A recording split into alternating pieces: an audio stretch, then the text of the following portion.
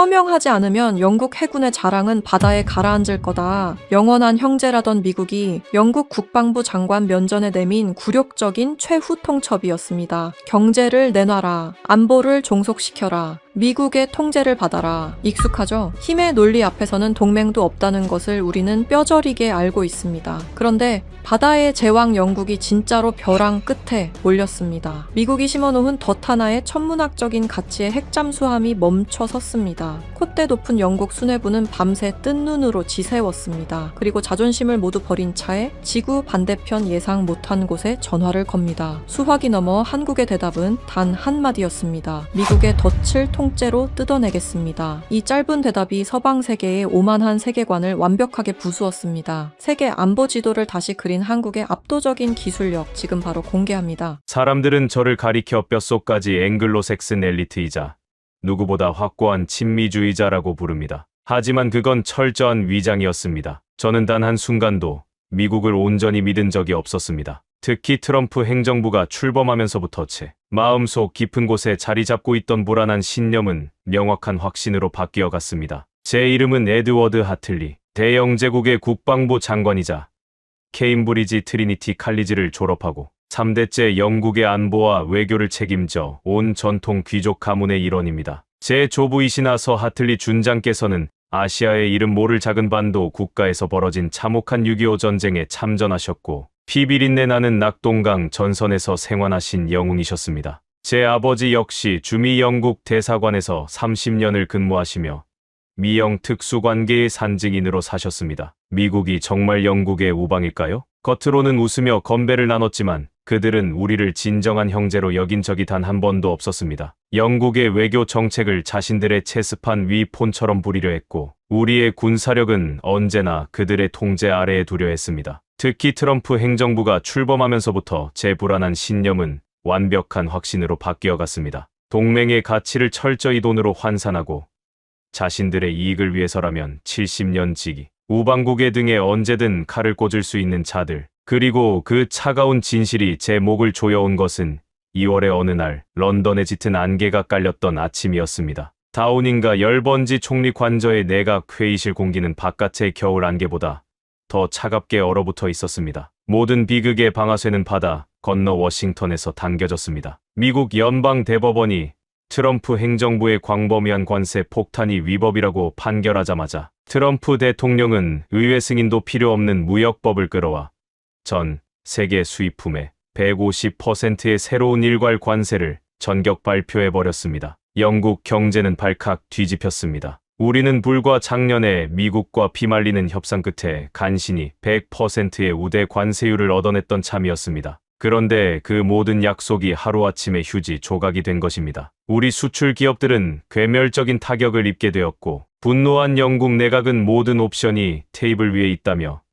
미국을 향한 상호 보복 관세 부과를 강경하게 준비하고 있었습니다. 주권 국가로서의 정당한 방어권이었습니다. 하지만 그 방어권 행사의 대가로 다우닝가 회의실에 나타난 것은 외교관이 아니라 오만한 처형인이었습니다. 제 맞은편에는 미국 국무부 무기통제 차관 리처드 벤스가 다리를 꼬고 앉아 있었습니다. 그는 테이블 위에 놓인 최고급 홍차에는 입술조차 대지 않은 채 거만한 눈빛으로 총리와 저를 번갈아 쳐다보았습니다. 마치 지루한 체스 게임을 빨리 끝내고 싶어하는 승풍에 찬 플레이어 같았습니다. 그의 뒤에는 주영 미군 사령관이 팔짱을 낀 채 얼음장 같은 표정으로 도열해 있었습니다. 리처드 벤스가 헛기침을 하더니 테이블 위로 두꺼운 서류 가방을 던지듯 밀어냈습니다. 가죽 가방이 마오가니 테이블을 긁으며 멈추는 소리가 넓은 회의실을 날카롭게 찢었습니다. 영국 총리, 그리고 하틀리 장관. 더 이상 외교적인 수사는 생략하겠습니다. 이게 워싱턴의 최종 입장입니다. 총리께서는 미세하게 떨리는 손으로 서류를 집어들었습니다. 첫 장을 넘기시던 총리의 미간이 깊게 구겨졌습니다. 저 역시 곁눈질로 그 내용을 확인하고는 숨이 턱 막혔습니다. 그것은 무역협정서가 아니었습니다. 완벽한 주권 포기각서이자 항복 문서였습니다. 첫째, 영국은 미국을 향한 일체의 보복 관세 계획을 즉각 철회하고 새로운 관세를 군말 없이 수용할 것. 둘째, 미군 주둔 비용과 정보 공유망 유지비를 현재의 3배로 당장 인상할 것. 셋째, 향후 유럽과 중동 지역의 안보 문제에서 영국의 독자적인 작전권을 포기하고 미군의 지휘 체계에 완벽히 종속될 것. 리처드, 지금 선을 넘어도 한참 넘었소. 경제 문제를 볼모로 안보까지 흔들겠다는 거요. 우린 70년 동맹이요. 어떻게 하루아침에 이런 무리한 청구서를 내밀 수 있단 말이오. 총리의 목소리는 평소의 위엄을 잃고 덜덜 떨리고 있었습니다. 평생을 미국의 거대한 우산 아래에서 안주해온 늙은 제국의 나약함이 고스란히 묻어났습니다. 리처드 벤스는 혐오스럽다는 듯 코웃음을 쳤습니다. 동맹이라고요. 총리 각하, 세상에 공짜 점심은 없습니다. 귀국이 보복 관세 운운하며 감히 우리의 뒤통수를 치려 하는데 우리가 왜 당신네 섬나라가 발뻗고 잘 수 있게 핵 시스템을 무상으로 관리해 주어야 합니까? 대통령께서는 아주 단호하십니다. 무역 전쟁을 피하고 싶다면 영국의 목줄이 누구 손에 쥐어져 있는지 똑똑히 깨달아야 할 거라고 하셨죠. 저는 테이블 아래에서 주먹을 꽉 쥐었습니다. 손톱이 손바닥을 파고들어 피가 날 지경이었습니다. 저 거만함, 저 역겨운 오만함. 이래서 저는 단 한 번도 저들을 믿지 않았던 것입니다. 대영제국은 누군가의 발밑에 엎드려 목숨을 구걸하는 나라가 아닙니다. 리처드 차관. 우리는 핵무기를 보유한 자주적인 독립국가요. 이따위 천박한 협박은 통하지 않소. 제가 참지 못하고 자리에서 일어나며 소리쳤습니다. 리처드 벤스는 여유롭게 자리에서 일어나며 실크 넥타이를 고쳐맸습니다. 독립국가라. 하틀리 장관, 상황 파악이 아직 덜 되신 모양이군요. 오늘부터 정확히 일주일 드리겠습니다. 그 안에 이 서류에 서명하지 않는다면 우리는 스코틀랜드 파슬레인 기지에 정박해 있는 귀국의 자랑 HMS 드레드노트의 트라이던트 시스템을 완전히 셧다운 시킬 겁니다. 셧다운이라니 지금 헛소리하는 거요. 헛소리가 아닙니다. 귀국의 핵잠수함이 쏘아 올리는 미사일의 GPS, 유도 장치와 기폭 장치의 마스터 코드는 전부 워싱턴에 있습니다. 우리가 원격으로 백도어를 잠가버리면 그 수십 조 원짜리 잠수함은 바닷속을 기어다니는 거대한 고철 덩어리가 된다는 뜻입니다. 관세 몇 푼 아끼려다 영국의 핵 억지력이 하루아침에 증발해버리는 꼴을 보고 싶으십니까? 재수가 없으면 쏘지도 못하는 장난감을 싣고 다니다 수장될 수도 있겠네요. 그것은 완벽한 확인 사살이었습니다. 돈을 바치고 굴복하지 않으면 심장에 박힌 호흡기를 떼어버리겠다는 노골적인 살인 예고. 영국의 하늘과 바다를 지키는 최후의 보루가 사실은 전적으로 미국의 통제 아래 놓여있던 민 껍데기였음이 폭로되는 순간이었습니다. 그들이 코드를 잠가버리면 우리는 적의 공격에도 반격 한번 하지 못하는 장님에 불과했습니다. 총리께서는 얼굴이 하얗게 질린 채 저를 바라보셨습니다. 그 눈빛은 저에게 이렇게 말하고 있었습니다. 에드워드, 어서 방법을 찾아라. 제발 이 치욕에서 대영제국을 구원해다오. 리처드 벤스는 승리자의 미소를 지으며 여유롭게 접견실을 나갔습니다. 쾅 하고 닫히는 문소리가 제 심장을 강하게 때렸습니다. 무거운 정적이 감도는 회의실. 저는 국방부 장관으로서 참담함에 고개를 숙였습니다. 막대한 국부를 바치고 영원한 미국의 경제적 노예로 전락할 것인가? 아니면 대영제국의 자존심을 지키다 벌거벗겨진 채로 적들 앞에 내던져질 것인가? 그날부터 우리는 미친 듯이 살기를 찾았습니다. 런던 지하 벙커의 MI6와 GCHQ의 최고 보안 전문가들, 그리고 해군 소프트웨어 기술진 수백 명을 몰아넣었습니다. 어떻게든 미국이 심어놓은 트라이던트의 원격 통제 코드를 찾아내어 차단하고 우리만의 독자적인 암호 체계를 덮어 씌우라는 지시를 내렸습니다. 하지만 며칠 밤을 새워도 보고서는 절망적이었습니다. 미국의 암호 체계는 수십 겹에 덧이 설치된 거대한 지뢰밭이었습니다. 우리 기술진들이 섣불리 코드 하나를 풀려고 하면 숨겨져 있던 킬 스위치가 작동해 잠수함의 동력 계통 전체를 마비시킬 위험이 도사리고 있었습니다. 우리는 미국이라는 거대한 그물에 완벽하게 포획된 물고기 신세였습니다. 최후 통첩 기한이 사흘밖에 남지 않은 피말리는 밤, 비상 내각회의에서 국방부 수석 엔지니어가 핏발 선 눈으로 고개를 푹 숙였습니다. 장관님,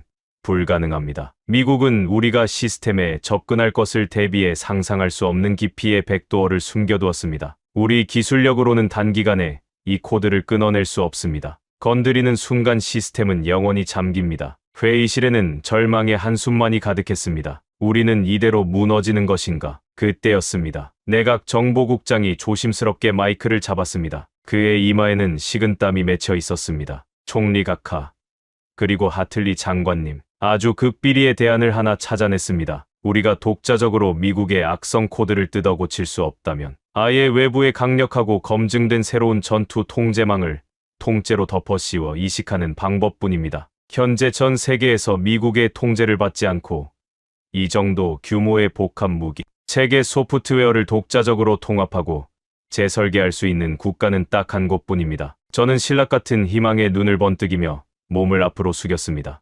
프랑스입니까? 아니면 이스라엘? 당장 접촉하시오. 예산은 얼마가 들어도 좋소. 정보국장이 마른 침을 꿀꺽 삼키며 대답했습니다. 아닙니다. 대한민국입니다. 대한민국. 그 네 글자가 런던의 지하 벙커 회의실에 울려 퍼지는 순간 저는 제 귀를 의심했습니다. 마치 누군가 장례식장에서 아주 질 나쁜 농담을 던진 것 같았습니다. 저는 참지 못하고 자리에서 벌떡 일어나 주먹으로 테이블을 강하게 내리쳤습니다. 한국이라고요. 지금 제정신입니까? 우리 대영제국의 최고 기술진들도 해독하지 못하는 핵잠수함의 심장부를 아시아의 그 나라가 건드린다고요. 장관님, 제 말을 끝까지 들어보셔야 합니다. 최근 한국은 K방산이라는 이름으로 무기를 수출하며 돌풍을 일으키고 있습니다. 겉보기엔 그저 튼튼한 전차나 장갑차로 보이지만 전 세계가 진짜 두려워하는 그들의 핵심 기술은 바로 서로 다른 무기 체계를 완벽하게 연동시키고 외부의 해킹을 원천 차단하는 독자적인 지휘 통제 소프트웨어에 있습니다. 그들은 이미 폴란드와 호주, 캐나다의 시스템을 미국의 낡고 오만한 지휘 체계로부터 완전히 독립시켜 그들만의 초연결 네트워크를 구축하는 데 성공했습니다. 백동일 수석 연구원이 이끄는 그 극비 소프트웨어 팀이라면 대영제국의 잠수함을 살려낼 유일한 희망일지도 모릅니다. 저는 기가 막혀 헛웃음을 터뜨렸습니다. 미국을 혐오하지만 그렇다고 한국을 믿는 것은 아니었습니다. 제 서재에 걸린 조부의 훈장이 떠올랐습니다. 제 머릿속에 한국은 조부께서 진흙탕 속에서 피를 흘리며 공산당으로부터 지켜주었던 전쟁으로 잿더미가 된 가난하고 불쌍한 나라였습니다. 그들이 지금 텔레비전을 얇게 잘 만들고 스마트폰을 전 세계에 팔고 있다는 것은 압니다. 하지만 군사 안보 시스템, 그것도 세계 안보의 축을 담당하는 대영제국, 핵잠수함의 마스터 코드를 만지는 것은 가전제품 조립과는 차원이 다른 신성한 영역이었습니다. 미국의 목줄을 끊어내자고 우리가 구원해준 아시아 국가의 목줄을 다시 찾자는 말입니까? 절대 반대합니다. 이것은 대영제국에 씻을 수 없는 수치입니다. 삼성이 텔레비전을 잘 만든다고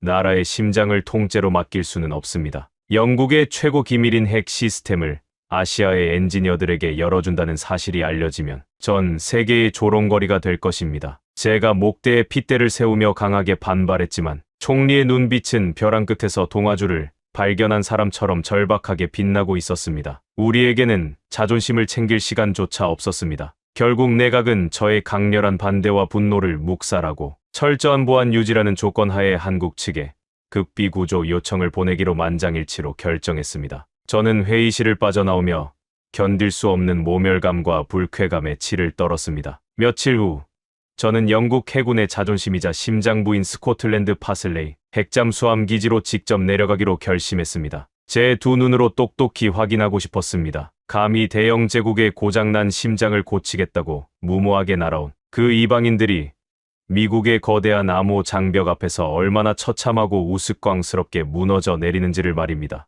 거센 겨울 눈보라가 몰아치는 파슬레이 내 어두운 부두에서 저는 그 불쾌한 동아줄이 맥없이 끊어지는 모습을 보기 위해 팔짱을 낀 채 차가운 바닷바람을 맞으며 한국 팀이 탄 차가 정문을 통과하기를 기다리고 있었습니다. 하지만 그 매서운 눈보라를 뚫고 낡은 더플코트 깃을 세운 채 조용히 걸어 들어오던 젊은 한국의 엔지니어들, 그들이 제 평생의 낡은 오만을 송두리째 뒤흔들고 전 세계의 군사 지도를 다시 그리게 될 거대한 폭풍의 시작일 줄은 그 거만했던 순간에는 꿈에도 상상하지 못했습니다. 과연 한국에서 날아온 낯선 기술자들은 대영제국의 심장에 박힌 미국의 지독한 독화살을 뽑아낼 수 있을까요? 아니면 제 예상대로 미국의 거대한 시스템 앞에 허무하게 무릎을 꿇고 말까요? 콧대 높은 영국 국방부 장관의 알량한 편견이 산산조각 나기 시작하는 그 놀라운 두 번째 일지가 이제 곧 펼쳐집니다. 스코틀랜드 서해안에 위치한 파슬레인 해군 기지는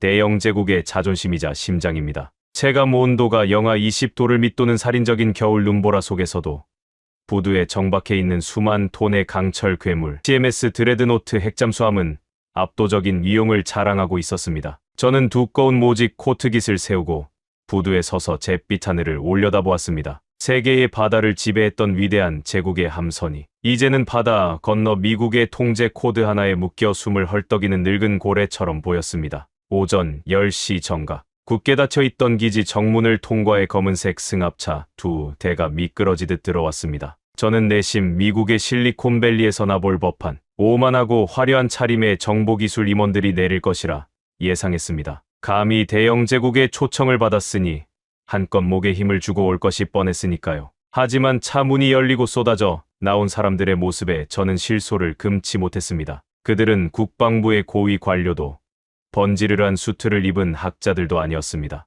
두툼한 검은색 패딩 점퍼를 주워 입고 한 손에는 낡은 백팩을 든 20, 30대의 젊은 청년들이었습니다. 며칠 밤을 새운 듯 헝클어진 머리에 피곤한 기색이 역력한 얼굴들. 그 무리의 맨 앞장서서 걸어 나오는 사내 백동일 수석 연구원 역시 전혀 위협적이지 않은 평범한 중년의 동양인이었습니다. 영국 해군 참모 총장이 불쾌하다는 듯 제 곁에서 작게 혀를 찼습니다. 장관님, 저런 어린애들이 무얼 한단 말입니까? 대학원생들 수련회라도 온 줄 아는 모양입니다. 저 역시 같은 생각이었습니다. 조부께서 목숨 걸고 지켜냈던 그 가난한 나라의 후예들이 감히 앵글로색슨 안보 동맹의 가장 깊숙한 성역을 침범하려 들다니 저는 짐짓 차갑고 고압적인 태도로 그들을 맞이했습니다. 먼 길 오느라 수고했소, 미스터 백. 하지만 상황이 좋지 않소. 우리 MI6와 GCHQ의 최고 안보 해독가들이 2주일째 매달렸지만 미국이 심어놓은 킬 스위치의 그림자조차 밟지 못했소. 당신들이 만지다가 자칫 시스템이 완전히 락다운되어 버리면 그 즉시 당신들은 군사 재판에 회부될 것이오. 짐을 풀기 전에 돌아가도 좋소. 저의 노골적인 무시와 경고에도 백동일 연구원은 표정 하나 바뀌지 않았습니다. 그는 얼음장 같은 파슬레인의 바닷바람을 맞으며 거대한 잠수함을 쓱 훑어보았습니다. 그리고 아주 담담하고 건조한 목소리로 대답했습니다. 장관님, 저희는 남의 집 대문을 부수러 온 도둑이 아닙니다. 원래 주인이 잃어버린 열쇠를 찾아드리고 대문을 아예 철문으로 바꿔드리러 온 열쇠공이죠. 겁을 주실 시간도 저희가 짐을 풀 시간도 없습니다. 바로 지하 벙커 통제실로 안내해 주시죠. 그의 눈빛은 투박했지만 그 속에는 소름 끼치도록 날카로운 칼날이 숨겨져 있었습니다. 저는 말문이 막혔습니다. 변명이나 허풍 대신 곧바로 적진의 심장부로 뛰어들겠다는 저 맹렬한 자신감. 저는 어쩔 수 없이 그들을 잠수함의 두뇌와 직접 연결된 지하 30m의 통제 벙커로 안내했습니다. 벙커 안은 이미 전쟁터였습니다.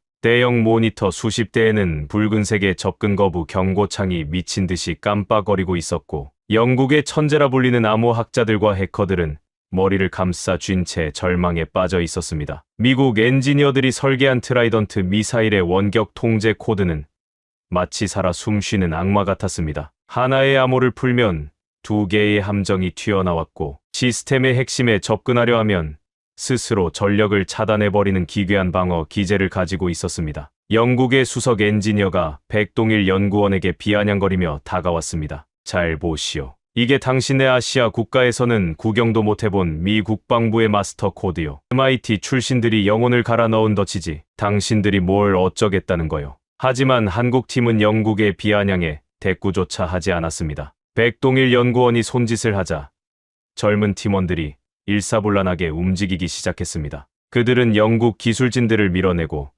자신들의 낡은 노트북을 잠가진 메인 서버에 거침없이 연결했습니다. 그리고 믿을 수 없는 속도로 키보드를 두드리기 시작했습니다. 다각, 다각, 다각. 벙커 안에는 수십 명의 한국 청년들이 쏟아내는 기계적인 타건음만이 서늘하게 울려 퍼졌습니다. 그날부터 저는 대영 제국의 국방부 장관이라는 체면도 잊은 채 매일 밤 벙커로 내려가 그들을 관찰했습니다. 그리고 그들이 일하는 방식을 보며 묘한 공포와 당혹감을 느끼기 시작했습니다. 영국의 엘리트 기술진들은 하루 8시간의 근무가 끝나면 홍차를 마시며 퇴근했습니다. 스트레스를 받으면 신경질을 내며 시스템을 탓했죠. 하지만 한국에서 온 이 이방인들은 달랐습니다. 그들은 잠을 자지 않았습니다. 벙커 구석에 야전 침대를 깔아놓고 쪽잠을 잤으며 식사 시간조차 아까워 뜨거운 물을 부어 먹는 컵라면이라는 낯선 동양의 인스턴트 음식으로 끼니를 때웠습니다. 새벽 3시, 매콤하고 자극적인 라면, 국물 냄새가 벙커 안을 채울 때면 충혈된 눈을 부릅뜨고 모니터를 뚫어져라 노려보는 그들의 모습에서 저는 기이한 도끼를 보았습니다. 섭씨 50도의 중동 사막에서 쇠를 깎고 영하 20도의 혹한 속에서 기적을 만들어냈다는 그들. 아버지 세대의 피가 저 젊은 엔지니어들의 핏줄 속에도 고스란히 흐르고 있었던 것입니다. 시간은 무섭게 흘러 미국의 최후 통첩 기한이 단 열흘밖에 남지 않은 열날 차 새벽이었습니다. 갑자기 벙커 메인 스피커에서 귀를 찢는 듯한 날카로운 경고음이 터져 나왔습니다. 대형 스크린 전체가 핏빛으로 붉게 물들며 치명적인 시스템 오류를 알리는 글자들이 미친 듯이 쏟아져 내렸습니다. 영국의 수석 엔지니어가 사색이 되어 소리쳤습니다. 킬 스위치가 작동하기 시작했어. 메인 서버가 락다운 단계로 진입하고 있어. 도대체 무슨 짓을 한 거야? 영국 기술진들이 패닉에 빠져 한국 팀을 밀쳐내려 했습니다. 모든 것이 끝나는 순간처럼 보였습니다. 미국의 거대한 덫이 마침내 우리의 목을 물어뜯으려는 것입니다. 저는 두 눈을 질끈 감았습니다. 오만한 제국의 최후가 이렇게 허무하게 아시아 엔지니어들의 실수로 끝난다는 사실에 참담함이 밀려왔습니다. 그때였습니다. 백동일 연구원의 굵직하고 단호한 목소리가 벙커를 쩌렁쩌렁하게 울렸습니다. 비키세요. 락다운이 완전히 잠기기 전에 해야 할 일이 있습니다. 그는 영국 엔지니어들을 밀쳐내고 직접 메인 콘솔 앞에 앉았습니다. 그의 손가락이 보이지 않을 속도로 자판 위를 날아다녔습니다. 이마에서는 식은땀이 비 오듯 쏟아지고 있었지만 그의 눈동자는 사냥감을 포착한 맹수처럼 번뜩였습니다. 팀장님, 우회 경로 차단당했습니다. 패킷이 튕겨나옵니다. 한국의 젊은 팀원이 다급하게 외쳤습니다. 미국 놈들, 아주 징글징글하네. 역시 겉으로 보이는 대문이 진짜가 아니었어. 락다운이 완료되기 전 수십 초의 틈을 역으로 이용해야 해. 다들 화면 띄워. 저 경고 신호 뒤에 함정을 하나 더 파놨다. 아주 지독한 심연의 백도어야. 심연의 백도어. 영국의 천재 해커들도 2주일 동안 찾아내지 못했던 미국이 가장 깊은 곳에 숨겨둔 이중 장치를 한국 팀이 바로 그 위기의 순간에 찾아낸 것입니다. 장관님, 백동일 연구원이 모니터에서 눈을 떼지 않은 채 저를 불렀습니다. 미국은 영국의 통제권을 돌려줄 생각이 처음부터 없었습니다. 우리가 지금 마주한 킬 스위치 경고는 미끼에 불과합니다. 진짜 마스터 코드는 그 아래 PS 유도 장치 칩셋과 물리적으로 연결된 하드웨어 단에 심어져 있었습니다. 영국이 만약 억지로 첫 번째 문을 열었다면 잠수함의 원자로 가동이 영구적으로 정지되도록 설계되어 있었습니다. 그의 말을 듣는 순간 제 심장이 얼어붙는 것 같았습니다. 미국은 단순히 코드를 잠그는 것을 넘어 동맹국의 핵잠수함을 아예 방사능, 무덤으로 만들어버릴 악마 같은 함정을 파놓았던 것입니다. 만약 우리 영국 기술진이 무리하게 접근했다면 파슬레인 기지 전체가 잿더미가 될 뻔했습니다. 그럼 어떻게 해야 하오? 막을 수 있는 거요. 저도 모르게 제 목소리는 비굴할 정도로 떨리고 있었습니다. 대영 제국의 국방부 장관이 제가 그토록 무시했던 동양의 엔지니어에게 매달려 목숨을 구걸하고 있었습니다. 백동일 연구원은 씩 웃었습니다. 극도의 긴장감이 감도는 그 순간에 그는 오히려 전쟁을 즐기는 전사 같았습니다. 다행히 저희가 이 분야에서는 미국보다 한 수 위입니다. 폴란드와 호주에서 이미 미국 놈들 버르장머리를 한번 고쳐본 적이 있거든요. 지금부터 놈들의 이중 백도어를 완전히 박살내고 대한민국 국방과학연구소가 만든 독자적인 K-파이어월을 덮어 씌우겠습니다. 다들 꽉 잡으십시오. 타다다. 그의 손끝에서 마지막 엔터키가 눌리는 순간 미친 듯이 울려대던 경고음이 거짓말처럼 뚝 끊겼습니다. 빛빛으로 물들었던 대형 스크린이 일제히 까맣게 꺼지더니 이내 푸른색의 안정적인 빛을 내뿜으며 다시 켜졌습니다. 그리고 화면 중앙에 선명하게 떠오른 마크. 영국의 유니언 잭과 나란히 교차된 대한민국의 붉고 푸른 태극 문양이었습니다. 시스템 완전 장악. 미국이 심어놓은 모든 킬 스위치와 원격 코드가 완전히 삭제되고 오직 새로운 통제 네트워크가 영국의 심장부를 새롭게 뛰게 만든 것입니다. 벙커 안에는 숨소리조차 들리지 않았습니다. 콧대 높던 영국의 엘리트 암호. 학자들과 해군 제독은 입을 다물지 못한 채 메인 스크린을 멍하니 올려다보았습니다. 그들의 눈에는 경악을 넘어선 경외심이 담겨 있었습니다. 영국의 기술력으로는 10년이 걸려도 풀지 못한다던 앵글로색슨 안보, 동맹의 절대적인 족쇄를 한국에서 온 이 젊은 기술자들이 단 열흘 만에 가루로 만들어버린 것입니다. 저는 다리에 힘이 풀려 의자에 주저앉았습니다. 오만했습니다. 참으로 어리석고 오만했습니다. 제 서재에 걸린 조부의 훈장, 우리가 피 흘려 구원해준 가난한 나라라는 그 낡고 천박한 편견, 그 알량한 제국주의적 우월감이 산산이 조각나 바람에 흩날리는 기분이었습니다. 세상은 이미 변해 있었습니다. 텔레비전을 조립하던 그 작은 나라의 청년들이 이제는 대영 제국의 심장을 지켜내는 구원자가 되어 우리 앞에 서 있었습니다. 참을 수 없는 부끄러움과 동시에 살았다는 지독한 안도감이 겹치며 제 뺨이 뜨겁게 달아올랐습니다. 하지만 그 환희의 순간은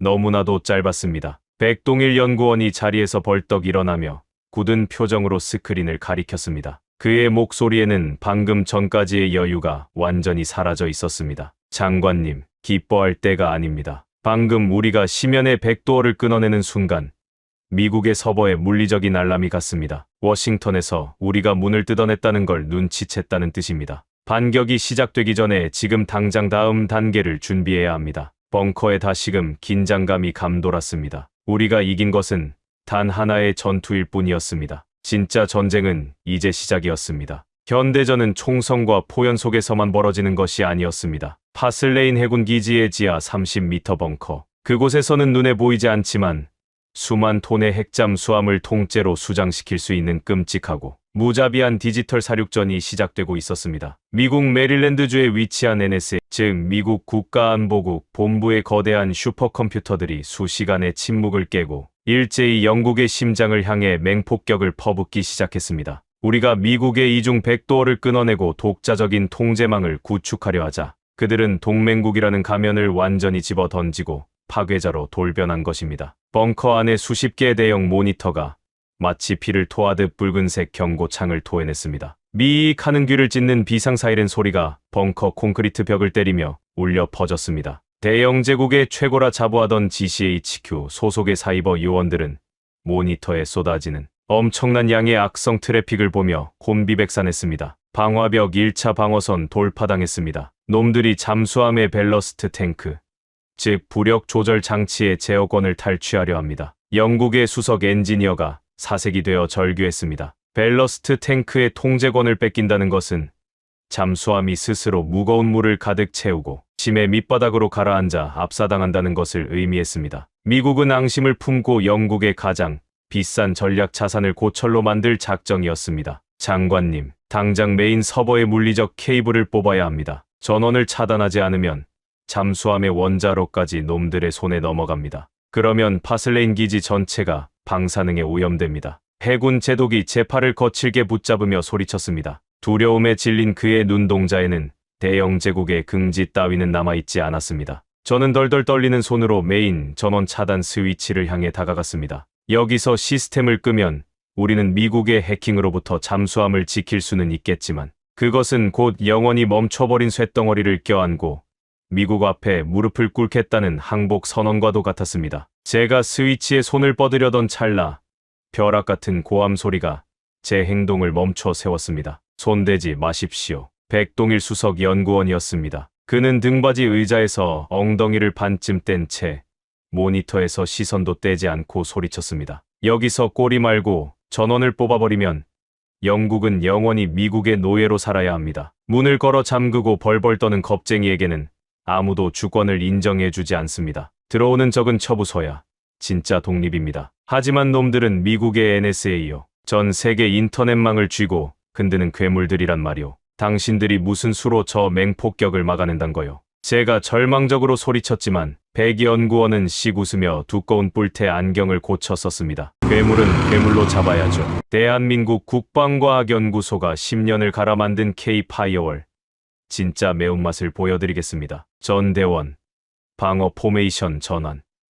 적 트래픽 전부 우회 함정으로 몰아넣고 놈들의 역추적 IP를 찢어버려 그의 명령이 떨어지기가 무섭게 벙커 구석에서 쪽잠을 자던 한국의 젊은 연구원들이 스프링처럼 튀어올라 키보드 앞에 앉았습니다. 다다다다다. 수십 개의 키보드가 부서질 듯 타격되는 소리가 마치 최전방의 기관총 소리처럼 벙커 안을 가득 채웠습니다. 스크린의 화면이 요동치기 시작했습니다. 미국이 쏟아붓는 붉은색의 공격 패킷들이 잠수함의 코어 시스템으로 돌진하려 할 때마다 한국 팀이 쳐놓은 푸른색의 방어 코드들이 거대한 방패처럼 솟아올라 튕겨내기 시작했습니다. 그것은 단순한 방화벽이 아니었습니다. 적이 공격하는 경로를 실시간으로 분석하여 스스로 방어벽의 형태를 바꾸는 살아있는 유기체와 같았습니다. 놈들이 원자로, 냉각수, 펌프, 제어 회로로 우회 공격을 시도합니다. 초당 10만 회의 디도스 공격입니다. 한국 팀의 한 젊은 연구원이 외쳤습니다. 원자로, 냉각, 펌프의 압력 수치가 모니터 구석에서 미친 듯이 치솟기 시작했습니다. 냉각 기능이 무너지면 노심이 손상되어 돌이킬 수 없는 대재앙이 벌어집니다. 영국의 제독은 기도를 하듯 두 손을 모았고 저 역시 숨을 쉴 수조차 없었습니다. 당황하지 마. 가짜 더미 데이터 열어주고 놈들이 물었을 때 회로 자체를 논리적으로 분리해 물리적 락다운 실행해. 백 연구원의 손가락이 피아니스트처럼 자판 위를 날아다녔습니다. 그의 이마에서 떨어진 굵은 땀방울이 엔터키 위로 툭 하고 떨어졌습니다. 그 땀방울이 터지는 순간 치솟던 압력 수치가 임계점 직전에서 기적처럼 멈추더니 곤두박질 치듯 뚝뚝 떨어지기 시작했습니다. 동시에 벙커를 가득 채우던 귀를 찢는 사이렌 소리도 거짓말처럼 멈췄습니다. 스크린을 뒤덮었던 붉은색 공격 경고 창들이 하나둘씩 파괴되어 먼지처럼 사라졌습니다. 그리고 거대한 메인 스크린 정중앙에 그 어떤 공격에도 뚫리지 않는 견고한 강철 방패를 형상화한 대한민국의 태그 마크가 다시 한번 찬란하게 떠올랐습니다. 미국 국가안보국 IP 완전 차단 성공, 침투 경로 영구 폐쇄, K-파이어월 정상 가동 중입니다. 잠수함의 모든 제어권 온전히 대영제국 해군으로 이관되었습니다. 한국의 젊은 팀원이 떨리는 그러나 벅찬 목소리로 보고를 마쳤습니다. 벙커 안에는 기계 돌아가는 우웅거리는 소리만 남은 채 지독한 정적이 흘렀습니다. 끝났습니다. 우리가 이겼습니다. 영국의 천재 해커들도 포기했던 미국의 거대한 사이버 공격을 20여 명 남짓한 한국의 소프트웨어 팀이 완벽하게 막아내고 잠수함의 심장을 우리의 손에 쥐어준 것입니다. 영국의 해군 제독이 털썩 주저앉아 얼굴을 감싸 쥐고 오열하기 시작했습니다. 강료들과 기술진들은 서로를 얼싸안고 짐승 같은 환호성을 터뜨렸습니다. 저는 다리에 힘이 풀려 벽에 기대어 섰습니다. 천하의 대영 제국이 아시아의 작은 나라, 기술자들 등 뒤에 숨어 벌벌 떨다가 목숨을 구걸해 살아남았습니다. 수치스러워야 할 상황이었지만 제 가슴 속에는 수치심 대신 생전, 처음 느껴보는 묵직한 경외감이 차오르고 있었습니다. 그때였습니다. 백동일 수석 연구원이 자리에서 일어나 기지개를 켜더니 제 쪽으로 뚜벅뚜벅 걸어왔습니다. 그의 손에는 처음 보는 노란색 비닐봉지 2개와 김이 모락모락 나는 종이컵 2개가 들려 있었습니다. 장관님, 많이 놀라셨습니까? 단 거 드시고 진정 좀 하시죠. 한국에서 가져온 마법의 가루입니다. 그는 투박한 미소를 지으며 제게 쭈글쭈글한 종이컵을 내밀었습니다. 다우닝가 열번지에서 미국 차관 리처드 벤스가 거들떠보지도 않던 그 최고급 본차이나 찻잔과는 너무나도 비교되는 볼품없는 종이컵이었습니다. 저는 얼떨결에 그 컵을 받아들었습니다. 코끝을 찌르는 달달하고 프림 냄새 가득한 싸구려 인스턴트 커피의 향이 났습니다. 하지만 한 모금 조심스럽게 마신 순간 저는 벼락을 맞은 듯 멈칫했습니다. 혀끝을 감도는 지독한 달콤함과 혈관을 타고 퍼지는 뜨거운 온기, 삼일 밤낮을 극도의 긴장감 속에서 얼어붙어 있던 제 몸과 마음이 그 따뜻한 액체 한 모금에 눈 녹듯 허물어지는 것을 느꼈습니다. 세상 그 어떤 영국의 최고급 홍차도 지금 이 순간의 달달한 믹스커피 맛을 이길 수는 없었습니다. 이게 도대체 무슨 음료요? 제가 쉰 목소리로 묻자 백 연구원은 자신의 종이컵을 훌쩍 마시며 대답했습니다. 저희 아버지 세대가 중동의 뜨거운 사막에서 밤을 새워 건물을 올릴 때, 그리고 저희 세대가 연구실에서 밤을 새워 코딩을 할 때 버티게 해준 대한민국의 믹스커피입니다. 이 한 잔에는 극한의 고난을 악으로 깡으로 버텨낸 우리 한국인들의 도끼가 들어있죠. 그는 잠시 벙커의 천장을 올려다보더니 아주 낮고 차분한 목소리로 말을 이었습니다. 저희 할아버지께서는 6.25 전쟁 참전 용사이십니다. 낙동강 전선에서 총알이 빗발칠 때 하늘을 새까맣게 덮으며 나라와 적진을 폭격해주던 연합군의 전투기를 보며 살았구나 하고 눈물을 흘리셨다고 합니다. 저는 망치로 머리를 얻어맞은 듯 했습니다. 제 조부이신 아서 하틀리 준장 역시 낙동강 전선에 계셨습니다. 장관님, 동맹은 차가운 계약서나 컴퓨터 코드로 묶는 게 아닙니다. 진짜 동맹은 땀과 피, 그리고 서로를 향한 존중으로 묶는 겁니다. 미국은 언제나 돈과 힘으로 동맹의 목줄을 쥐려 하지만 우리 대한민국은 다릅니다. 백동일 연구원은 제 눈을 똑바로 쳐다보며 영원히 제 가슴에 남을 묵직한 한마디를 던졌습니다. 우리는 한 번 맺은 피의 빚은 반드시 갚습니다. 그날 영국이 흘려준 피의 대가 오늘 이 잠수함의 코드로 갚았습니다. 장관님, 영국은 이제 오만한 미국보다 의리를 지키는 대한민국을 더 믿으셔야 할 겁니다. 그날 밤 늦게 저는 파슬레인에서 런던으로 돌아왔습니다. 믹스커피의 달달한 온기가 아직 몸속에 남아있는 채로 저는 서재의 문을 굳게 잠갔습니다. 그의 말을 듣는 순간 제 뼛속 깊이 박혀있던 앵글로색슨의 우월감과 제국주의적 오만이 와르르 무너져 내리는 소리를 들었습니다. 저는 멍하니 서서 그 투박한 한국인 엔지니어를 마음속으로 다시 떠올렸습니다. 그는 시혜를 베푼 자의 거만함이 아니라 진정한 전우를 위기에서 구출해낸 자의 따뜻한 눈빛을 하고 있었습니다. 제가 평생을 바쳐 믿어왔던 미국의 최첨단 시스템은 우리를 옥죄는 창살이었지만 제가 그토록 얕잡아 보았던 한국의 기술과 믹스커피 한 잔은 우리를 해방하는 진정한 구원이었던 것입니다. 저는 남은 믹스커피를 단숨에 들이켰습니다. 달콤 쌉싸름한 그 맛이 마치 제가 삼켜야 할 부끄러운 과거의 맛 같았습니다. 하지만 우리의 전투는 아직 완전히 끝난 것이 아니었습니다. 미국의 사이버 공격은 막아냈지만 리처드 벤스가 통보한 최후 통첩의 날짜가 며칠 남지 않았습니다. 통제권을 빼앗긴 미국이 가만히 있을 리 없었습니다. 그들은 모든 외교적 수단과 협박을 동원해 영국을 다시 굴복시키려 할 것입니다. 폭풍전야의 고요함 속에서 저는 먼지 쌓인 서재의 나무 상자 속으로 손을 뻗었습니다. 28일차 무자비했던 사이버 전쟁이 한국의 완벽한 승리로 끝난 후 런던은 폭풍전야의 기괴한 고요함에 휩싸여 있었습니다. 미국 NSA의 거대한 해킹 공격이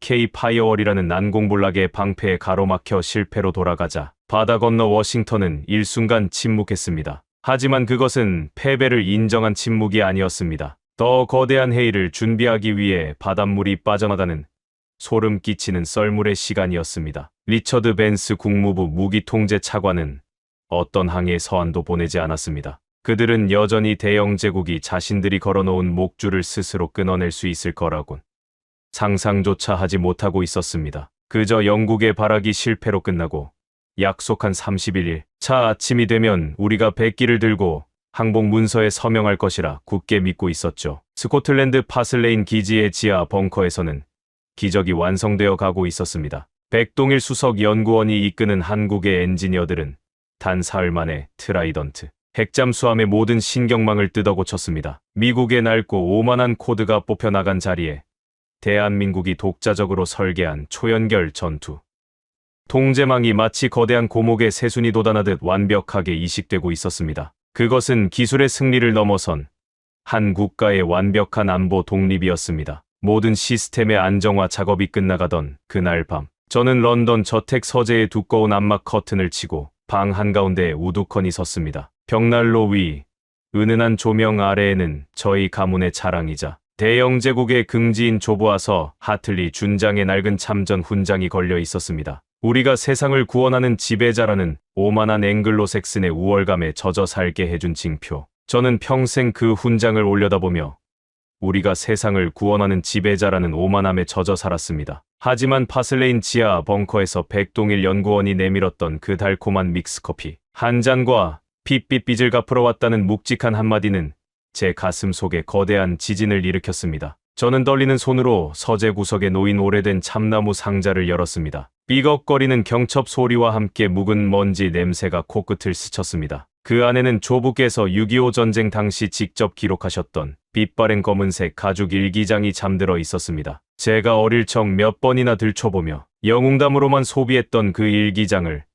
저는 오늘 밤 전혀 다른 떨림으로 펼쳐들었습니다. 바스락거리는 누런 종이 위에는 조부의 힘있는 만년필 글씨가 핏자국처럼 선명하게 남아 있었습니다. 낙동강 전선, 포성이 그칠 줄 모르던 그 여름의 기록. 일기장 속 조부의 기록은 제가 상상했던 우아한 제국의 영웅담이 아니었습니다. 그것은 절망과 죽음이 지배하는 진흙탕 속에서 인간의 가장 처절한 생명력을 목격한 한 이방인의 충격적인 고백이었습니다. 오늘은 이 나라의 광복절이라고 한다. 하지만 하늘에는 적의 포탄이 비 오듯 쏟아지고 사방에는 시체가 썩어가는 악취만이 진동한다. 우리는 이 작은 나라가 며칠을 버티지 못하고 지도에서 지워질 것이라 생각했다. 고아들은 거리를 헤매고 피난민들은 굶주림에 지쳐 쓰러져 갔다. 저는 마른 침을 삼키며 다음 장을 넘겼습니다. 하지만 오늘 나는 방어선 구축을 위해 징발된 한국의 민간인 노무자들을 보며 형언할 수 없는 전율을 느꼈다. 그들은 군복조차 입지 못한 채 개를 지고 탄약을 날랐다. 빗발치는 총알 속에서 살이 찢기고 피를 흘리면서도 그들은 짐을 내려놓지 않았다. 한 젊은 청년이 내 앞에서 다리에 파편을 맞고 쓰러졌다. 내가 군의관을 부르려 하자 그는 피투성이가 된 손으로 내 군화발을 붙잡고 부서진 영어로 외쳤다. 제발 우리 아이들이 살아야 할 나라입니다. 한 발만 더 쏘아 주십시오라고. 일기장을 들고 있는 제 손끝이 미세하게 떨리기 시작했습니다. 조부의 일기는 이렇게 이어지고 있었습니다. 나는 런던에 있는 내 상관들에게 편지를 썼다. 우리는 이 나라에 자선을 베풀러 온 것이 아니다. 우리는 인류가 가질 수 있는 가장 위대하고 숭고한 정신력과 마주하고 있다. 가진 것은 아무것도 없지만 이들의 눈빛은 죽음을 초월한 야수처럼 번뜩인다. 이들은 남의 구걸에 기대어 연명할 민족이 아니다. 언젠가 이 잿더미 위에서 이들은 대영 제국마저 놀라게 할 거대한 불꽃으로 피어날 것이다. 나는 낙동강에서 만난 이 작고 처참한 나라의 사람들의 눈빛을 영원히 잊을 수 없다. 이들은 반드시 일어설 것이다. 반드시 일어설 것이다. 마지막 문장을 읽는 순간 제 두 눈에서 뜨거운 눈물이 왈칵 쏟아져 내렸습니다. 뚝뚝 눈물방울이 일기장의 누런 종이 위로 번져갔습니다. 가슴 한구석이 거대한 망치로 얻어맞은 듯 먹먹해지며 참을 수 없는 오열이 터져 나왔습니다. 부끄러웠습니다. 쥐구멍에라도 숨고 싶을 만큼 끔찍하게 부끄러웠습니다. 조부께서는 이미 그 진흙탕과 피바다 속에서 대한민국이라는 나라가 품고 있는 위대한 거인의 씨앗을 꿰뚫어 보셨습니다. 그들은 처음부터 누군가의 동정이나 시혜를 바라는 연약한 존재가 아니었습니다. 자신들의 땅과 가족을 지키기 위해 죽음마저 불사했던 꺾이지 않는 강철 같은 민족이었습니다. 그런데 3대째 대영 제국의 권력을 물려받은 저는 어떠했습니까? 조부께서 피 흘려 지켜낸 그 고귀한 희생을 단지 백인 귀족의 알량한 자만심과 동정심으로 포장해왔습니다. 한국이 텔레비전을 만들고 반도체를 팔며 세계 경제의 중심으로 떠오를 때도 저는 그들을 그저 운 좋게 미국의 보호 아래 성장한 졸부 나라쯤으로 취급했습니다. 내가 회의실에서 그들에게 도움을 청해야 한다는 사실에 분노하며 책상을 내리쳤던 제 자신의 오만함이 마치 발가벗겨진 채 광장에 내동댕이 쳐진 것처럼 수치스러웠습니다. 벽난로 위에 핏빛 훈장이 저를 꾸짖는 듯했습니다. 영국의 심장이 미국이라는 동맹의 탈을 쓴 채찍질의 속수무책으로 멈춰가고 있을 때 기꺼이 지구 반대편으로 날아와 묵묵히 밤을 새우고 피를 말리는 사이버 전쟁을 대신 치러준 사람들. 그들은 자신들의 목숨을 구해준 노병의 빚을 잊지 않고 이자를 쳐서 갚으러 온 진정한 전우였습니다. 장관님, 동맹은 차가운 계약서나 컴퓨터 코드로 묶는 게 아닙니다. 진짜 동맹은 땀과 피, 그리고 서로를 향한 존중으로 묶는 겁니다. 백동일 연구원의 목소리가 텅 빈 서재의 메아리처럼 울려 퍼졌습니다. 저는 일기장을 가슴에 품고 소리내어 울었습니다.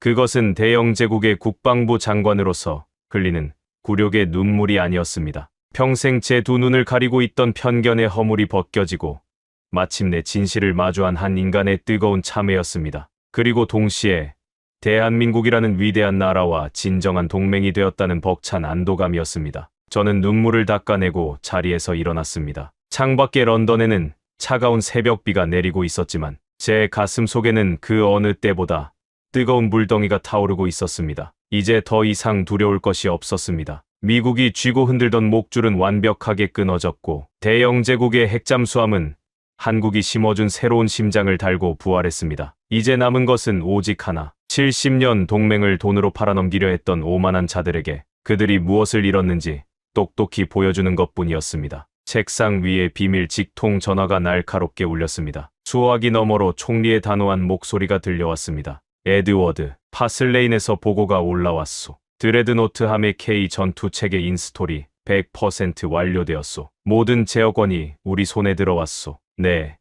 총리 각하. 저도 방금 보고를 받았습니다. 내일이 마침내 워싱턴이 통보한 31일차 최후의 날이오. 리처드 벤스 차관이 우리가 항복 문서에 서명하는 것을 직접 보겠다며 내일 아침 런던 히스로 공항에 도착한다고 하오. 저는 서재 창밖으로 서서히 밝아오는 새벽 여명을 바라보며 입가에 차가운 미소를 지었습니다. 조부의 훈장이 아침 햇살을 받아 찬란하게 빛나고 있었습니다. 카카. 리처드 벤스를 런던 다우닝가가 아니라 스코틀랜드 파슬레인 해군 기지 부두로 직접 부르십시오. MI6와 국방부의 모든 언론 통제를 해제하고 BBC를 비롯한 전 세계 주요 언론사 카메라들을 그곳으로 집결시켜 주십시오. 파슬레인으로 말이오. 에드워드, 자네 대체 무슨 작정을 한 건가? 형제국이 노예의 굴레를 벗어던지고 어떤 위대한 동맹과 함께 다시 바다의 주인이 되었는지 전 세계에 선포할 작정입니다. 내일 아침 아주 통쾌하고 거대한 쇼가 벌어질 겁니다. 드디어 운명의 날이 밝아오고 있었습니다. 리처드 벤스는 승리자의 여유를 만끽하며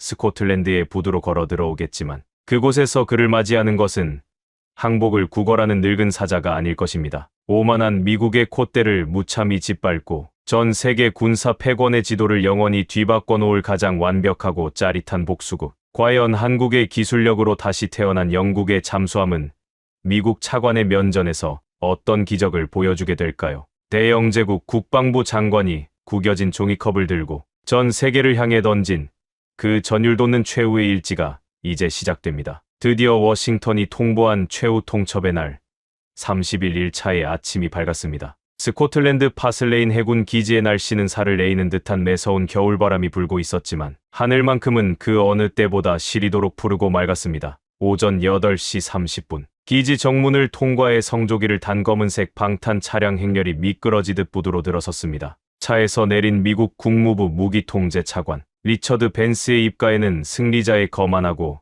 여유로운 미소가 걸려 있었습니다. 그의 뒤로는 며칠 전 런던 다우닝가에서 보았던 빳빳한 정복 차림의 미군 장성들이 도열해 있었습니다. 리처드 벤스는 부두 한가운데에 진을 치고 있는 BBC를 비롯한 수많은 글로벌 언론사들의 카메라 플래시 세례를 받으며 한껏 고개를 치켜들고 제게 다가왔습니다. 그는 제가 패배를 인정하고 전 세계 언론 앞에서 영국의 굴욕적인 항복 문서에 서명하는 퍼포먼스를 기획한 줄 아는 모양이었습니다. 대영 제국이 미국이라는 거대한 제국의 발밑에 완전히 엎드렸다는 사실을 전 세계에 과시할 절호의 기회라고 착각한 것이죠. 하틀리 장관, 런던의 따뜻한 집무실을 두고 왜 이런 촌구석 부두에서 서명식을 하자는 건지 이해할 수는 없지만 뭐 좋습니다. 패자의 마지막 자존심 세우기 정도는 기꺼이 구경해드리지요. 리처드 벤스는 두꺼운 가죽 서류 가방에서 그 끔찍한 노예 계약서를 꺼내 제 앞에 임시 테이블 위에 거칠게 내려놓았습니다. 그리고 만년필의 뚜껑을 열어 제게 내밀었습니다. 자, 장관, 서명하시죠. 정확히 20분 뒤면 이의 백도어 셧다운 프로그램이 작동합니다. 영국의 자존심인 HMS 드레드노트가 영원히 심장이 멎은 고철 덩어리가 되는 꼴을 전 세계에 생중계하고 싶지 않다면 말입니다. 수많은 카메라가 저와 리처드 벤스의 얼굴을 교대로 비추고 있었습니다. 저는 그가 내민 최고급 몽블랑 만년필을 물끄러미 내려다보았습니다. 며칠 전이었다면 저는 덜덜 떨리는 손으로 이 펜을 쥐고 피눈물을 삼키며 조국을 팔아넘겼을 것입니다. 하지만 지금 제 등 뒤에는 그날 조부가 지켜준 작은 나라의 청년들이 피와 땀으로 만들어낸 세상에서 가장 강력하고 완벽한 방패가 버티고 있었습니다. 저는 천천히 고개를 들어 리처드 벤스의 차가운 파충류 같은 눈동자를 마주 보았습니다. 그리고 그의 손에 들린 만년필을 가볍게 밀어내며 아주 낮고 단호한 목소리로 말했습니다. 리처드, 네가 가져온 그 종이 쪼가리는 화장실 휴지로도 쓸모가 없소. 대영제국은 오늘부로 당신들의 그 오만하고 더러운 통제망에서 영원히 탈퇴할 것이오. 리처드 벤스의 얼굴이 순식간에 일그러졌습니다. 그는 자신의 귀를 의심하는 듯 미간을 찌푸리며 소리쳤습니다. 지금 무슨 미친 소리를 하는 거요? 상황 파악이 안 됩니까? 당신네 해커들이 2주일 동안 밤낮으로 매달려도 우리 코드의 변두리조차 못 건드렸소. 당장 20분 뒤면 저 잠수함은 바다의 쓰레기가 된단 말이오. 아니, 저 잠수함은 쓰레기가 되지 않소. 당신의 NSA가 파놓은 끔찍한 심연의 백도어와 며칠 전 우리 원자로를 파괴하려 했던 그 비열한 사이버 테러까지 우리는 이미 모든 것을 박살냈소. 거짓말. 대영제국의 기술력으로는 절대 불가능해. 설마. 리처드 벤스의 눈동자가 거칠게 흔들리기 시작했습니다. 무언가 잘못되었다는 것을 직감한 짐승처럼 그가 숨을 헐떡이던 바로 그 순간 부두 전체를 뒤흔드는 거대한 굉음이 터져 나왔습니다. HMS 드레드노트 핵잠수함의 거대한 후미에서 집채만한 물보라가 솟구쳐 올랐습니다. 20분의 여유 따위는 필요 없다는 듯 멈춰있던 잠수함의 원자로가 뿜어내는 압도적인 출력과 함께 수만 톤의 강철 괴물이 바다를 가르며 스스로 기동을 시작한 것입니다. 미국의 통제 코드가 완벽하게 끊어지고 대한민국이 심어준 새로운 독자, 전투 체계로 완전히 부활한 대영 제국의 심장이 힘차게 박동하는 소리였습니다. 말도 안 돼. 저게 어떻게 움직이는 거야? 코드를 당장 차단해. 당장 끊어버리란 말이야. 리처드 벤스는 이성을 잃고 비명을 질렀지만 그의 뒤에 서 있던 미군 장성들은 이미 사색이 되어 위성 통신기를 붙잡고 부들부들 떨고 있었습니다. 미국의 마스터 코드는 이미 흔적조차 남지 않고 소멸해버린 지 오래였습니다. 수많은 카메라 플래시가 패닉에 빠진 미국 국무부 차관의 일그러진 얼굴을 미친 듯이 찍어대고 있었습니다. 저는 그 혼란의 한가운데서 천천히 뒤를 돌아보았습니다. 부두 한 구석, 수많은 군중 속에 낡은 패딩 점퍼를 입고 묵묵히 서 있는 한 사람, 백동일 수석 연구원이었습니다. 그는 제가 자신을 바라보자 주머니에서 손을 빼고는 말없이 가볍게 고개를 끄덕여 보였습니다. 그것은 모든 임무를 완수하고 조용히 뒤로 물러서는 진정한 영웅의 모습이었습니다. 저는 수행원에게 손짓했습니다. 수행원이 작은 보온병과 종이컵 하나를 제게 건넸습니다. 저는 쭈글쭈글한 종이컵에 따뜻한 물을 붓고 노란색 믹스커피 봉지를 뜯어 넣었습니다. 부두의 매서운 바람을 타고 달달하고 구수한 커피 향이 퍼져나갔습니다. 리처드 벤스가 넋이 나간 표정으로 저를 바라보았습니다. 하틀리, 도대체 무슨 짓을 한 거요? 누구의 손을 빌린 거냔 말이오. 저는 뜨거운 김이 모락모락 피어오르는 종이컵을 리처드 벤스의 면전을 향해 가볍게 들어 올렸습니다. 미국은 우리에게 값비싼 청구서를 내밀며 목줄을 채우려 했지. 하지만 우리의 진정한 형제는 그날 우리가 흘렸던 피의 빚을 잊지 않고 기꺼이 자신들의 목숨을 걸고 이 차가운 바다까지 날아와 주었소. 저는 종이컵에 담긴 믹스커피를 한 모금 깊게 들이켰습니다. 피말리는 30일 일간의 지옥에서 저를 구원해준 세상에서 가장 벅차고 달콤한 승리의 맛이었습니다. 리처드, 본국에 돌아가서 대통령에게 전하시오. 돈으로 산 용병은 위기의 순간에 총을 겨누지만 피를 나눈 전우는 지옥의 끝까지라도 함께 간다고 말이오. 대영 제국은 이제 당신들이 아니라